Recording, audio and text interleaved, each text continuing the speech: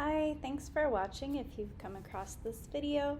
I'm starting this thread back on my long dead YouTube channel as basically a journal, if you will, of my artist way journey. I was really inspired by Dochi's course that she did on the artist way, which I highly recommend here on YouTube. And I think the idea of really documenting the journey as you're doing it, also to look back at it as yourself, is really interesting. And also, to be honest, I've been much more on a social media hiatus for the last 10 years, which directly overlaps with some of my hiatus away from my own creative work. And so I thought about what better way to get a little bit more comfortable being myself on camera, and also getting back into social media, into specifically YouTube, as most people I know are connected to me on Instagram or other channels, and so I thought this was a way that it wouldn't immediately broadcast to everyone I know in the world, but also not that I mind that people end up here that know me. They're also welcome, but I think to eliminate a little bit of that pressure in terms of getting on social media, and the thing I think that I also struggle with is more and more it's so important to be a digital artist in more ways than one, in how you collaborate with people and how you share your work and how you build a following and how you bring people to your art. So for me specifically, I'm a musician, I'm a songwriter. I dabble with also many other creative art forms. I also work as a creative producer across several artistic mediums, which I'll get into later. And really in the last 10 years, I've kind of stepped away a bit from my creative work, actually studied music and songwriting, and recently got back into it and a little bit more serious in terms of trying to, I guess, be back on my path and doing what I really want to be doing with my life, and also really honoring the creative within me. So this is more an introduction video to just talk about me and what brought me to the artist way. So if you don't know what it is, it's a book by this woman named Julia Cameron. It's actually quite an old book and kind of a nod to Dochi's own series, a rap artist who is a Grammy Award winner, if you don't know her, who did this actual series herself, and she kind of found herself creatively, I guess, through that moment. And anyway, she actually commented that the design of the book is ironically terrible in terms of the cover, which I kind of agree. I maybe if there's another voice now in the world saying hey, maybe consider a revision of the cover, because I feel the book is actually really cool and special, and it's also been around for ages. If you read the introduction, the author talks about how initially she was running these classes for people to basically find their creativity again. It's called her creative recovery course, and so the book itself is a 12-week self-taught course where you kind of do some reading, some journaling, some different activities to help ground with your creativity, but then also each week there's a chapter where you read a bit more about sort of her methodology around creativity or findings. Anyway, so the book is actually quite old, and it comes back from when she was actually just offering these courses. It started out where she would just be having conversations with people about this a lot, and then she realized she was actually kind of good at discovering how to ground in her creativity or learn from other people, and then it started becoming where people would ask her to talk to them about it, and then she developed it more into a course, and then at some point she was actually making these typewritten, an old school typewriter, because at that point computers, the internet, all of this wasn't a thing. She was actually using a typewriter to write the early, I guess, drafts of what eventually became the book. and was just like mailing them to people randomly, like for free. And then at some point, I think she met someone who was like, you need to put all of these together in a book. So yeah, like the story behind the book itself is really cool. And I think it's really cool that a lot of creative people, like across different practices, have engaged with it. It's not something that I was familiar with, the book, until a little over a year ago, when one of my colleagues in my producing job, our stage manager, had actually mentioned that she was doing it. Shout out to Berdine for that. And I was like, oh, that sounds really cool. But I was like, I'm absolutely like too overloaded right now. We were like literally in the middle of like production mode, and I had a lot on my plate. And I was like, I am not ready for something like that right now. But what I can do is listen to the book summary. So I found like a free book summary on Spotify. I think it's called something like 15-minute books. So I definitely recommend, if you just kind of want to get like your feet wet about the book, then go check that out. I can link it below. And also I'll link Dochi's course, because we'll get to that in a minute. But yeah, so I lost my train of thought. Yeah, so I listened to the summary. That was it. And I mean, I don't really remember everything from the summary, but I was like literally listening to it on my drives home from work. And then I also have ADHD, which you may have picked up on just based on my communication styles. And so sometimes, even though it was like a 15-minute long podcast episode, I would still have to like re-listen to it, because I would get like hooked into something that the book summary would say that I was like, oh, that's interesting. And then I would go off into like a side tangent thought. And then suddenly, like, the podcast has kept going and I've missed what he said. So I ended up like listening to it several times. Like, I think it probably took me like a week to get through it, like, because I have like a 20-something minute commute between work to home. And sometimes I'm also like not riding alone, so I don't want to like subject someone to have to listen to a book summary, because like if you're not into the book summary, it's like also kind of annoying to hear someone narrate something while you're trying to like ride peacefully in a car. So anyway, got through the book summary and I was like, okay, cool, that's interesting. Like, the guy narrating the book summary like only really gave you like the generalization of the book. But something that like really stuck with me from the summary specifically was about how people who are like creatives and artists, they often find themselves in careers that are like adjacent to the creativity or the passion that they have. And it's like basically existing in the universe of where you want to be, but never actually stepping foot on the planet of where you want to be. That's almost like exactly verbatim what he says in the book summary. Not sure if it's actually verbatim in the book, because I'm still just starting the book on the second chapter. But as I heard that, it was like, I don't even know. I don't want to say a slap in the face, although in some ways maybe, because it was really jarring, because that is exactly what I've done. Like, I have always been planning like backup plans and like, how do I make money and have a stable career, and then having so much fear thrown at me in terms of just people talking about like the musician's life and the artist's struggle. And I mean, even just things like in terms of the kind of culture that sometimes scared me in the music scene, with like the nightlife and with substance use. And so I think I really came out of like my music degree feeling really like disoriented. Like, how do I go into the world as a musician and like survive? And there was like so much fear put on me from like, I think really well-meaning people, but like people who were also maybe just kind of ignorant and like repeating things that they had heard about what an artist's life looks like.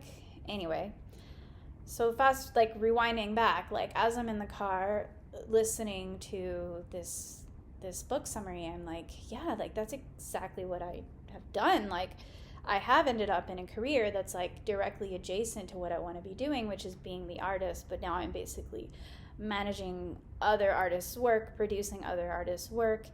And like, I mean, to be fair, like I also think I need to be kind on myself, because I think getting into like the career I have gotten into has like brought a lot of things in my life that I'm really thankful for. I mean, just like skills, and even like learning to be more confident or communicate better. It's brought resources in terms of like health insurance, which like was not something that in the US where I'm from was like really something I could afford fresh out of college, and not having, you know,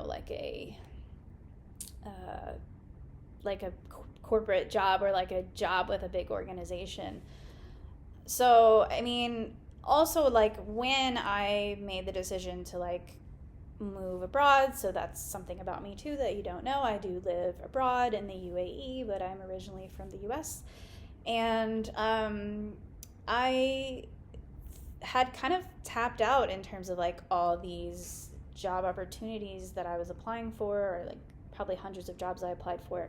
And then I maybe got 5 interviews and then no offers for like a year straight, where I was trying to get jobs in the creative industry.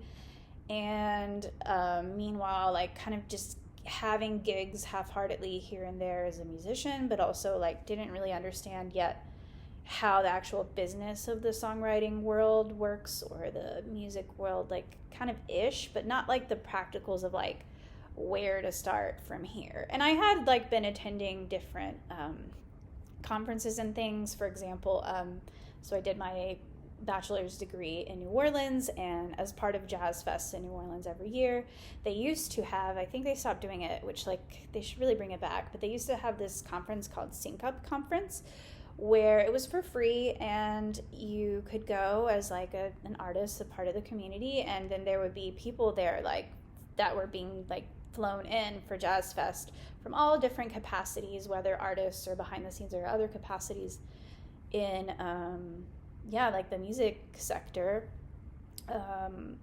to just like give talks. But it was also like very approachable, like you could actually like talk with them after, and then it was like very like an open space to actually understand the industry. So I feel like that was really helpful in that phase of my life. Anyhow, so like I think I did learn like bits and pieces over time of how like the business works, or how to like engage as an artist, but I never really like followed that path fully, because I was at this point of, you know, so many rejections, and I like also for just my own, you know, stability and like needing health insurance and all of that, was like, I don't think that that's something I can do right now. So I was really determined on getting, you know, like a full-time job. And then was fortunate enough to like actually get like a part-time thing for like 10 hours a week. Like the pay was okay, but enough to like give me like a little bit of tiny bit of income, to then like go abroad and save up some money. Like I literally worked more than a year bartending, and doing all sorts of odd jobs. And I went into also Mardi Gras season in New Orleans, working on Bourbon Street, which is like crazy. I highly do not recommend it, although the money is really good during Mardi Gras if you're working in service industry. But it is insane, like extremely stressful and just a mess, and I won't even get into it further. But yeah, so I was just like, you know what, like I'm sort of just like hitting walls here. I don't feel like I'm going anywhere per se, and like the opportunity came like for me to potentially move abroad. So I explored that, which ultimately did lead to me like getting a full-time job abroad, also specifically in producing, which I already had like quite a lot of background in events and stuff. So it kind of made sense. And because I was sort of like doing all these odd jobs while I was in my bachelor's degree in New Orleans, like working in the industry in different ways, behind the scenes, backstage, supporting all the kind of different departments, and then also like more classically in like events, corporate events, catering, all of that, working like on film sets, more in the hospitality area. So I felt like I had like that producing felt like a good next step. And I also was like seeking out mentors at that phase, and happened to have some mentors that were producers, and that really seemed like, okay, that can work for me. So that's really like a path that I have followed like in the last 8 years, towards developing my arts management career. I got my master's degree in arts and cultural management, and all the while like just hustling, right? Like hustling to get the job, hustling to do the master's, hustling to like learn the ropes of the job, because like being a producer in your first producer job, like it's like a big tall order to adjust to. Like there's so many things that you have to learn on the job, like how to lead a meeting effectively, how to be like direct and forward without being rude, and like not being a people pleaser, which is like hard not to be, but like you can be like client facing, stakeholder facing, and keep people happy, but like still having like clarity and direct style of communication. So like finding that balance was tricky. Being a woman in the workplace in a leadership position was tricky, and in some ways like I think sometimes still tricky, but I think I'm learning better how to like rein in a big room, if you will, especially if I'm like leading a meeting of like 20 plus people and it's mixed types of people. I've learned a lot better now, like how to actually structure and like keep things going and communicate better. But yeah, so like it's just been like a hustle for like all of that time, and I constantly was just really beating myself up for not doing music. Like I would always feel off about it, but then like when I look back at those years with a sense of empathy, I realized that, you know, that time was for its own season and its own reason. And I feel like hearing that podcast, when it like kind of triggered me to be like, oh shit, I am actually living in the universe of what I want to be doing, but not stepping foot on the planet. I realized like it's okay for me to inhabit that universe, and I don't have to be limited just to that planet, as in I don't have to be a full-time musician. Not now, at least. Maybe if that works out later someday, cool. But I should also just allow myself the chance to actually land on the dang planet, right? And so I felt like that was like, yeah, like very jarring to hear that. And so I decided, because like I work for an academic institution, I was like, you know what, like let me use the summers to just get out and do something with music. So I applied and did a songwriting retreat, and it was such an amazing experience. I remember going in, I actually told one of my closest friends who asked me, yeah, like how are you feeling like about the songwriting retreat this summer or whatever? And I told him like I actually feel really anxious. And he was like, oh, but why? And it's just because I hadn't been writing for so long. I had this feeling of almost like imposter syndrome, like am I still good at it, or like am I better than I think? I don't know, just like really unkind self-talk, which is also something that's covered in the Artist Way book, by the way. But I realized that, yeah, like it just was not something I'd done in a while, and I was scared to like get back to it. And thankfully, like I had an amazing time at the songwriting camp. Also had like an encounter in one of my co-writes that like didn't go so well, and like kind of repeating themes, if I'm honest, about like being a woman while speaking, which was also like a lesson in itself about like how to communicate maybe more effectively, or also just to identify when like some people are just not good as collaborators and as co-writers at like leaving equal space for each other, and it being like a safe space to create, and then being like, you know what, if someone's not a safe space for me to create with, then I'd rather not be in that space, and lesson learned. But yeah, so thankfully the songwriting camp went well, and I was just like so excited to get back into songwriting camp and into songwriting.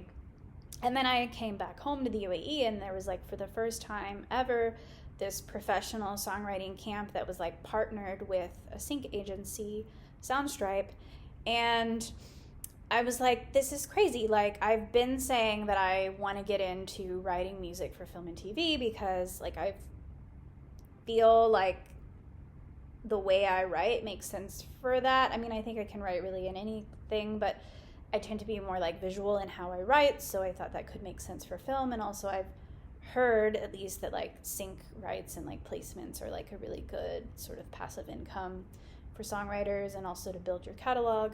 So yeah, like it just so happened that they were like had an open call for this, like the first ever in Abu Dhabi writing, like professional writing camp of this kind. So thankfully I got in, which was awesome and great to be able to like actually, you know, like have results and then hear firsthand from a sync agency like what they look for. And you know, to even, I got like even put on like an actual brief from a show, so even just to see how those briefs look. And you know, like a brief is basically when like the music supervisor from a show submits like what it is they're looking for a particular episode or a season or whatever, and talks about, you know, sort of musical types of things they're looking for, like kind of different styles and feels, and they might share examples. It kind of varies based upon who's writing the brief, but in general it's like something to get you started as a songwriter, to like write something like basically custom for them that you then go submit to the sync agency. And then if the show's music supervisor likes it, then they pick it up and they place it in the show, and then you get some cool credits, I guess. And it's a good way to like build your repertoire as a writer. Yeah, so that happened right after, and it started feeling like I was opening myself up to my art, and like the universe, or whatever, if you will, was like answering and saying like, you're ready now to get back to your songwriting and your music. And so I hadn't really engaged again with like the idea of the Artist's Way book until I came across Doechie's video like a few weeks ago. So I was literally just scrolling Instagram and I saw a reel. It was like literally someone who with their phone had clearly recorded their laptop of them watching Doechie's, one of her videos, I think week 1 from her Artist's Way sort of vlog journal, which has inspired me doing the same. And I was like, oh my God, this is crazy, because like I had been meaning to read the book, and it's like interesting that it like now resurfaces. And I had literally been obsessed for like the whole past year plus, have been obsessed with Doechii, like listening to her nonstop, like trying to find any collaboration she's ever done, any song she's ever released, because I've just been like so drawn to her as a writer. Like her writing is just so honest and like real and bold, and then also as a woman that like she goes places that I don't think women in the industry always do. And so I was just like so in awe of her. I was like, this woman is such a badass. And not only that, like I also used to rap, and I hadn't in a really long time. And when I was actually in the songwriting camp, the professional one with Soundstripe, I ended up writing a rap track. I went into the first day and I didn't even think that was going to happen. Like one of my collaborators who was going to be producing the track, like I had mentioned, because I kind of knew he did hip hop and rap, was like, and I can also rap. And then I said like, well, in theory, I haven't really done it in a long time, but I think it's a skill I probably don't lose.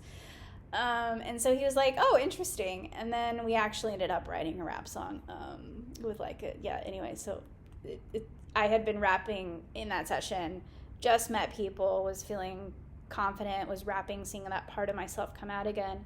And like just even before in the session, when I was like, I feel like this needs like a rap, because we had written the verse, which wasn't rapped, that was more spoken, I guess, not really sung, but spoken. And then I was like, actually, I feel like this should, like the verses should be a rap part. So then I was like, let me just like listen to some Doechii, and like also like not only for like her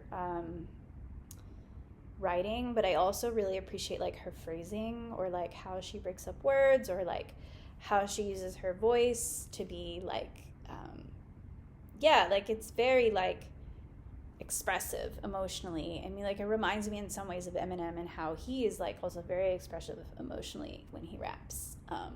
It's not just like this straight tone, right? Like, I think it's like almost thinking like a singer, but you're rapping and you're thinking about sort of intonation and flow and like voice projection and getting emotion across.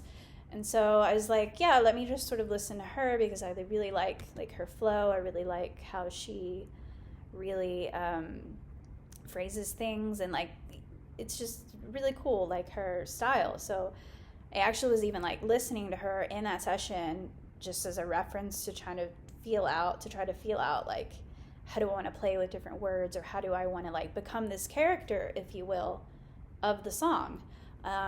And it almost felt like that. Like, I did have to become like an alter ego, which if you do listen to one of Doechie's albums, she has a song where it's called Alter Ego, and she talks about her alter ego. And in some ways, like, I do feel like the rapper in me is sort of this alter ego. It's almost like the id of like,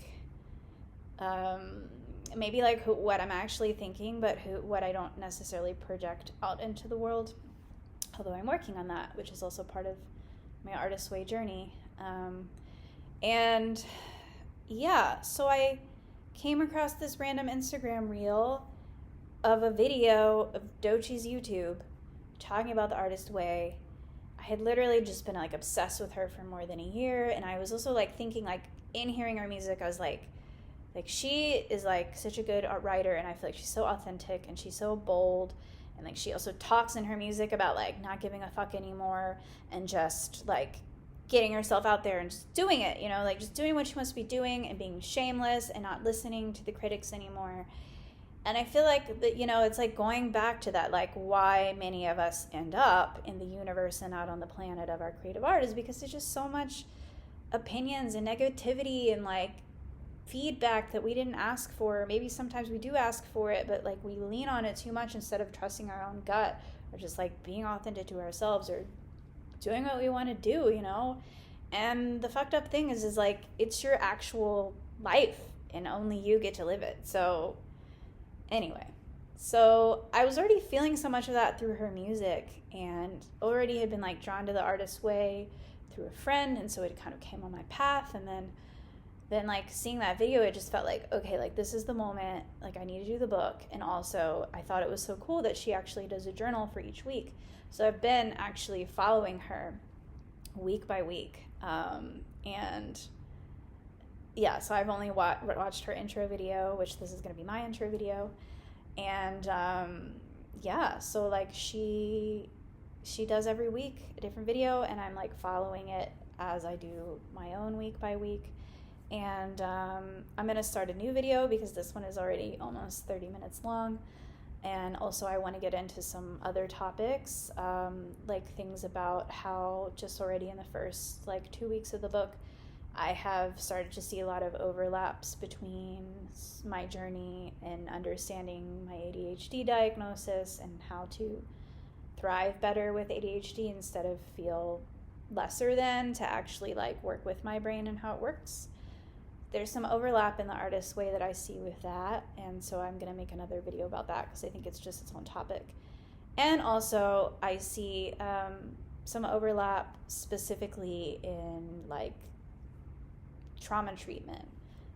So also like just before I got back into writing and everything, I had finished a pretty extensive period of going through EMDR therapy for complex trauma treatment.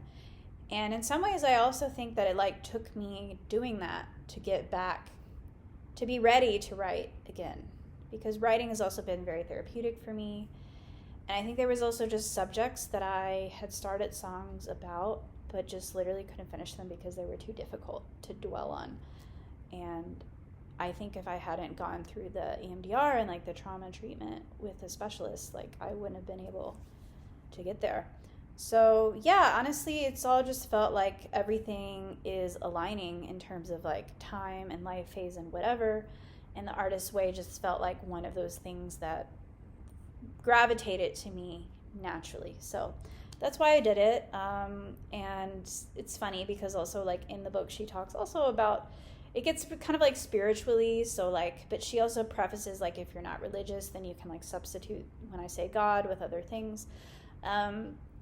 But she does talk about sort of like when you're basically on your path and like creating and doing your work, then like the universe or whatever will surprise you and like send more your way in like support of that journey. So it is really interesting because I do feel like that has already been happening and I'm already creating again, and grounding back to my creative self, although I'm really struggling like in the week by week actually still producing music on top of producing actual things, physical things and productions and stuff for my day job. So yeah, now that it's Ramadan in the UAE, or really everywhere, but in the UAE we have reduced working hours, so I've been able to focus a little bit more on trying to create a sustainable plan of creating onside my job and yeah, focusing on the artist way as well. So cool. If you stayed for this entire video, thank you. I realized it was just like a streaming of consciousness, but that's also what I want this series to be, because it's also for myself like a archive of where I was at in this moment, 2026. And also I think just to get more comfortable like releasing parts of myself on social media. So I'm starting here so that all my friends and family don't see it right away. But if you do, it's fine. And because yeah, I know I also need to do that eventually as a musician, is like build a following, and I just want to do it in a way that feels authentic to me, you know? And so I think what better way than to just like be myself on camera. As something also another artist that I've been really obsessed with lately, shortly before I was obsessed with Doechii, but was Chapel Rowan. And if you follow like her whole social media history, something I really respect about her is her authenticity and really just like being like, here's my life, here's what I'm doing. If you're interested to be with me, if you're interested to join my journey as I tap into my creativity and, you know, follow my path and find my purpose, cool, then you're in the right place. And in some ways, like, I also recognize that that's what I want social media to be for anyway, because I don't want to spend all the time thinking up a script or like things to say. Like, I mean, like I can have a prompt, like I know the prompt for today is talking about what brought me to the artist way and sort of prefacing that. Maybe I'll be better in the future about time, but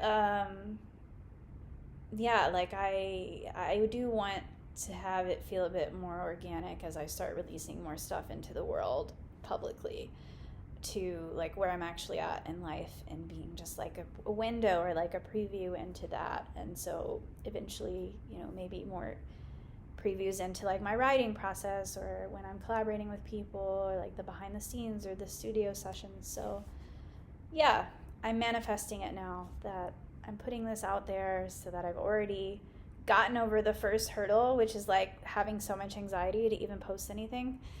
And then I think it'll be easier from there. So yeah, thanks for listening and take care.